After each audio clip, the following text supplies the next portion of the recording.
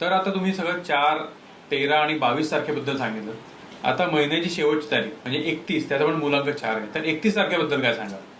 31 तारखेबद्दल मोठं कुतूहल असतं, कारण लोक नेहमी 31 तारीख कधी येते आणि आपला पगार कधी होतो कळलं का नाही. विशेषतः सरकारी कर्मचारी किंवा इतर कुठल्याही कंपन्यामध्ये. त्यामुळे 31 तारखेचं कुतूहल आणि 31 तारखेला धनलाभ असं ते एक वेगळं गणित आहे. पण 31 तारखेबद्दल सांगायचं झालं तर 3 हा गुरुचा अंक आहे आणि 1 हा रवीचा अंक आहे. हे अतिशय दोन्ही ग्रह बलाढ्य आहेत आणि या 2 ग्रहाच्या मधून एक हर्षल हा एक उत्तम कर्तृत्व करू शकतो. ही माणसं राजकारणात उद्योगधंद्यात खूप नाव कमवतात. एवढंच नव्हे तर ही माणसं लिडिंग काम खूप छान करतात आणि नेतृत्व करत असताना ह्या माणसांकडे खूप छान छान आयडिया असतात आणि त्या पद्धतीने ते राबवतात आणि त्यांना यश प्राप्त होतं.